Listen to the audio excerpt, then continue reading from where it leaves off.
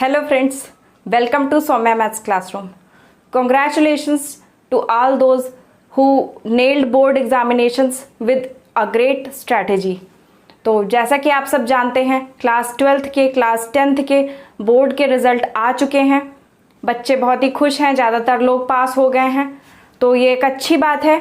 लेकिन इसमें एक थोड़ा सा वीक पॉइंट ये भी है कि जो भी बच्चे क्लास 10th में थे, जो 12th में थे, उनके लिए भी आगे थोड़ी सी प्रॉब्लम हो सकती है, लेकिन उन्होंने अपनी कम से कम क्लास 10th तक की पढ़ाई अच्छे से की है। लेकिन जो बच्चे क्लास 10th में हैं उनको अभी एक बोर्ड एग्ज़ाम और पास करना है, तो उनके लिए ये एक अग्नि परीक्षा जैसा होगा। लेकिन आपको बहुत ज़्यादा घबराने की ज़रूरत नहीं है। जल्दी से सौम्या मैथ्स क्लासरूम के साथ जुड़ जाइए और फिर हम जुट जाते हैं पढ़ाई करने में।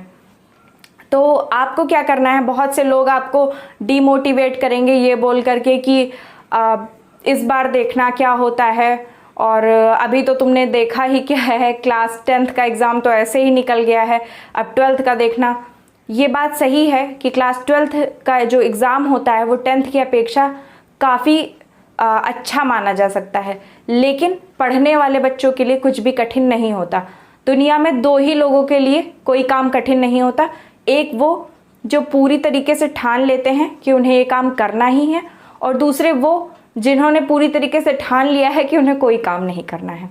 तो आप उनके जैसे मत बनिए जो दूसरे टाइप के इंसान हैं, क्योंकि आपको अभी अगला बोर्ड एग्ज़ाम भी नेल करना है। आपको अभी अगले बोर्ड एग्ज़ाम में भी अच्छे से अच्छे नंबर लाने हैं, जिससे कि आप उन लोगों को जवाब दे सकें जिन्होंने अभी आपको ये कहा होगा कि बहुत ही ईजिली बिना पेपर दिए पेपर ही निकल गया।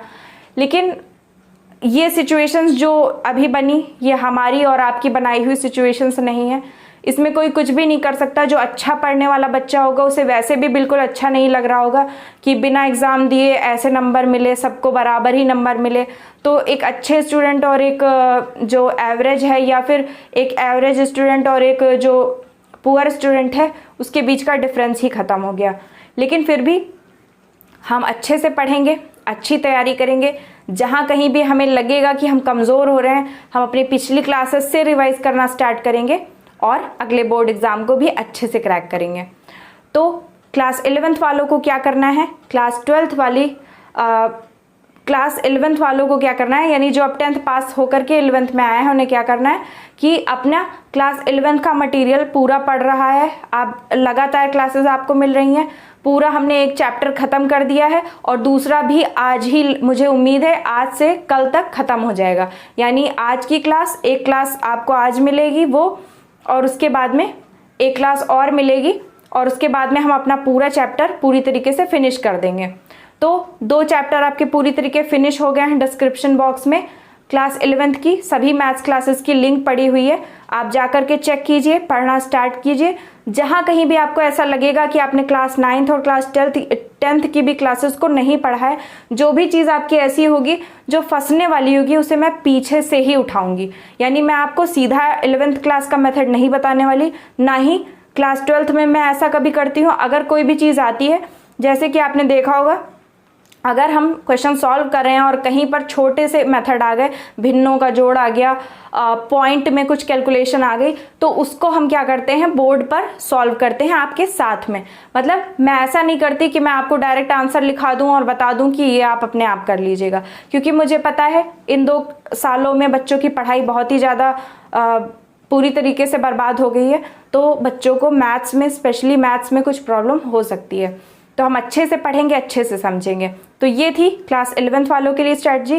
क्लास 12th के लिए क्या होगा, क्लास 12th वाले बच्चों के लिए साथ में 11th की क्लासेस भी चल रही हैं। जैसे ही आपका कोई ऐसा चैप्टर आता है जो कि आपका क्लास 11th से कनेक्टेड है, मैं आपको इन्फॉर्म करूंगी, और आपको क्या करना है, अपनी क्लास 11th की क्लासेस को भी देखते जाना है। भले ही आप उनका नोट्स ना बनाएं, क्योंकि आपसे क्लास 11th की बात नहीं पूछी जाएगी, लेकिन क्लास 11th में, क्लास 10th में, इवन जो आपने फर्स्ट और सेकंड क्लास में जो गिनतियाँ सीखी हैं वही तो आप मैथ्स में अप्लाई करें। यानी भले ही आपसे पिछले क्लासेस का कोई भी क्वेश्चन ना पूछा जाए, लेकिन आपको अपने पिछले क्लासेस के ज्ञान को ही अपने बोर्ड एग्जाम पे अप्लाई करना होता है। तो इसलिए बहुत ज़रूरी है कि आप पीछे की क्लासेस को भी रिवाइज करें, साथ में पीछे की क्लासेस यानी क्लास 11th की क्लासेस को देखते रहें। आप उन्हें डबल स्पीड पर चला कर देखें, या कैसे भी देखें, एक बार देखें, अगर आपको ना समझ में आए 2-3 बार देखें, किसी भी तरह से आप समझ सकते हैं। आप चाहें, अगर आपके पास समय हो प्रॉपर, तो आप नोट्स भी बना सकते हैं। अगर ना चाहें तो कोई बात नहीं, आप क्लास 12th के नोट्स बनाइए, 11th के छोड़ दीजिए, लेकिन हर चीज़ को अच्छे से समझते चलिए। तो इसी तरह से मैं आपको और भी वीडियोज़ देती रहूँगी, छोटे छोटे वीडियोज़, जिसमें हम स्ट्रैटेजी डिस्कस करेंगे। केवल मैथ्स के लिए नहीं, मैं आपको अदर सब्जेक्ट की भी स्ट्रैटेजी बताऊंगी कि किस हिसाब से आपको किस सब्जेक्ट की पढ़ाई करनी है। जैसे कि अभी बिल्कुल आपका समझ लीजिए कि आज से आपका असल सेशन शुरू हुआ है, क्योंकि अब जब तक कि बोर्ड का एग्ज़ाम का रिजल्ट नहीं निकल जाता तब तक कि बच्चे इस बात को लेकर पूरी क्लैरिटी नहीं होती कि क्या होगा, सेशन कैसा होगा, क्या सिलेबस होगा। तो आज से समझ लीजिए कि जो बच्चे क्लास 10th से पास आउट होकर 11th में पहुंचे हैं और जो 11th से पास आउट होकर के 12th में पहुंचे हैं, उनका असल सेशन अब स्टार्ट हुआ है। तो उनको क्या करना है, अच्छे से जुट जाना है। सबसे पहले पैरेलली अपनी हर सब्जेक्ट के साथ हिंदी और इंग्लिश की तैयारी ज़रूर करते रहिए। ये मत सोचिए कि ये तो आ ही जाएगा। बहुत ही स्कोरिंग सब्जेक्ट्स होती हैं और कंपलसरी सब्जेक्ट्स होती हैं, इनमें आपको पास होना भी कंपलसरी होता है। स्पेशली हिंदी मीडियम वालों को हिंदी मीडियम में पास होना कंपलसरी होता है, साथ में इंग्लिश मीडियम वालों को इंग्लिश मीडियम में पास होना कंपलसरी होता है। आप किसी भी बोर्ड से हों, जो आपका बेस वाली जो लैंग्वेज होती है वो आपकी कंपलसरी लैंग्वेज होती है, तो उसकी प्रिपरेशन भी साथ में स्टार्ट रखिए। बिल्कुल भी उसे नेग्लेक्ट मत कीजिए, वरना बाद में वो आपको बहुत बड़ा पहाड़ नजर आएगा। पोर्शन आपका जो ग्रामर का है, उन सब चीज़ों को आप छोड़ भी सकते हैं अभी के लिए, क्योंकि वो आपको क्लास में, कोचिंग में ये सब चीज़ें पढ़ाई जाएंगी।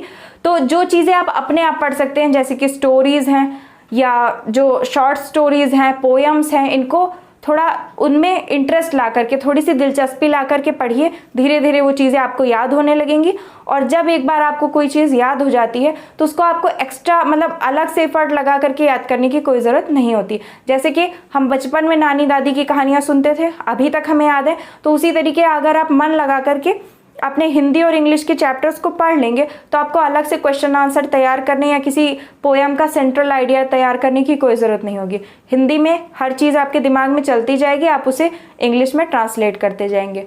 तो ये रही आपकी हिंदी और इंग्लिश के लिए स्ट्रैटेजी। इसके साथ फिजिक्स और केमिस्ट्री की स्ट्रैटेजी क्या होनी चाहिए, हम ये भी डिस्कस करते हैं। फिजिक्स और केमिस्ट्री में आपको क्या करना है, सबसे पहले फिजिक्स की बात करते हैं। फिजिक्स में आपको हर न्यूमेरिकल को, हर चीज़ को अच्छे से समझना है, लेकिन आपको इस बार आप लोगों के लिए एक अच्छी सजेशन ये रहेगी कि आप अपनी स्ट्रैटेजी को थोड़ा सा कॉम्पिटिटिव लुक दीजिए, क्योंकि आप जानते हैं कि हर जगह एकेडमिक्स में भी कंपटीशन बढ़ रहा है और उसके साथ साथ हमारे पास अब कम टाइम बचा है। और अगर आप ये सोचें, जैसे कि इस बार वालों को तो ये मिल गया कि उनका एग्ज़ाम बहुत लेट कराने की बात की गई, फिर आखिरी में एग्ज़ाम पोस्टपोन भी हो गए या कैंसिल हो गए, लेकिन उससे मतलब नहीं है, क्योंकि जैसे जैसे चीज़ें ढर्रे पर आएंगी, जैसे जैसे धीरे धीरे हर चीज़ शांत होगी, वैसे क्या होगा, हर चीज़ फिर सिस्टमैटिक वे में चलने लगेगी और हर चीज़ अपने नियत समय पर होने लगेगी। तो इससे क्या होगा, आपका बोर्ड एग्ज़ाम जल्दी आ जाएगा, जबकि इधर रिजल्ट आपका देर में निकला तो आपने पढ़ाई लेट स्टार्ट की। तो इसलिए आपको क्या करना है, हर चीज़ पढ़ना और जानना ज़रूरी होता है, वो बात सही है, लेकिन आप पहले उन चैप्टर्स को कवर करें।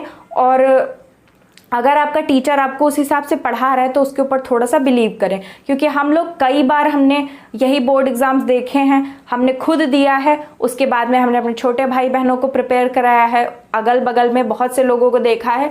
तो हमें क्या है कि एक एक्सपीरियंस है कि आपको क्या चीज़ें अच्छे से और पहले तैयार करनी चाहिए। तो आपको क्या करना है, उन चीज़ों को पहले अच्छे से तैयार कर लेना है। उसके बाद में जो चीज़ें बचती हैं उन्हें सीखने के लिए आपके पास बहुत सारा समय है, आप उन्हें कभी भी सीख सकते हैं। तो फिजिक्स और केमिस्ट्री में भी आपको क्या करना है, जैसे फिजिक्स में है डायोड वाले पोर्शन हैं, उसके अलावा कुछ हमारी जो रेज के बारे में जहाँ कुछ बताया गया है, और उसके अलावा सबसे इम्पॉर्टेंट चैप्टर लाइट से रिलेटेड जितने भी टॉपिक्स और जितने भी चैप्टर्स हैं, इसी तरह से जो हमारे इम्पॉर्टेंट चैप्टर हैं उन्हें हमें पहले तैयार कर लेना है। इसी तरह केमिस्ट्री में भी हम क्या करेंगे, स्कोरिंग पार्ट्स को और उन पार्ट को जो हमें आसानी से याद हो सकते हैं उन्हें जल्दी तैयार कर लेंगे। फिजिक्स और केमिस्ट्री दोनों में न्यूमेरिकल्स आपको अच्छे से रेडी करने हैं, और न्यूमेरिकल्स के लिए तो आप थोड़ा सा स्किप भी कर सकते हैं अभी शुरुआत का टाइम, क्योंकि अभी आपको पहले बेस बनाना पड़ेगा, उसके बाद में ही आप न्यूमेरिकल्स पे जा सकते हैं। तो इसलिए, लेकिन पहले क्या करें, थ्योरी को अच्छे से समझें, जितनी भी परिभाषाएं होती हैं, डेफिनेशंस होती हैं, उन्हें अच्छे से तैयार करें। हर चीज़ का एग्जाम्पल समझें। अगर फिजिक्स में कोई डायग्राम है, मतलब ये मत सोचें कि हमने प्रोसीजर पढ़ लिया है, किसी भी चीज़ की परिभाषा जान ली है, अब इतना काफ़ी है। क्योंकि इफ़ेक्टिव राइटिंग के लिए क्या है, जैसे कि आप 5 नंबर का आपका कोई क्वेश्चन आता है, अब 5 नंबर में क्या होता है, 1 नंबर की परिभाषा होती है, 1 नंबर की जो क्रिया विधि बोली जाती है वो होती है, 2 नंबर की क्रिया विधि होती है, फिर उसके बाद में कुछ आपको 1 नंबर आपकी सजावट लिखावट का मिल जाता है, और 1 नंबर आपका जो एक्सप्लेनेशन का तरीका होता है उसका भी आपको मिलता है। तो अगर आप क्या करते हैं, अच्छे से नहीं लिखते हैं या कहीं पर डायग्राम है उसे स्किप कर देते हैं, तो इससे क्या होता है, आपका वो 1-2 नंबर चला जाता है। अब आपको ऐसा लगता है कि 1 नंबर क्या है, हम इसे अगले 5 नंबर के क्वेश्चन में हम उसे कवर कर लेंगे, लेकिन उसे कवर करना बहुत मुश्किल हो जाता है, क्योंकि ऐसे 1-1 नंबर के क्वेश्चन कवर करने के लिए आपको कई सारे क्वेश्चंस को तैयार करना होगा, पूरा तैयार करना पड़ेगा, और उनमें भी क्या होगा, कुछ पता नहीं होगा कि क्वेश्चन कहाँ से आ जाए। तो इसलिए अगर आप कोई चीज़ पढ़ें तो उसे सॉलिड कर लें, ताकि अगर वो पूछी जाए तो उसमें से आपका आधा नंबर भी कोई ना काट सके। तो जिस चीज़ को भी पढ़ें पूरी सॉलिड के साथ पढ़ें, यानी पूरा सॉलिड करके पढ़ें। इसके अलावा क्या हो सकता है, जैसे केमिस्ट्री है, तो केमिस्ट्री में भी कहीं कहीं पर आपको कुछ विधियाँ बताई गई हैं। वैसे तो अब केमिस्ट्री में बहुत ज़्यादा डायग्राम नहीं है, लेकिन जहाँ पर भी हैं वहाँ पर आपको तैयार करना है। कोई चेन रिएक्शन हो रही है तो उसे तैयार करना है, और आपको क्या करना है, जितने भी यौगिक और वो होते हैं उनके जो रासायनिक नाम या सूत्र होते हैं उन्हें तैयार कर लेना है।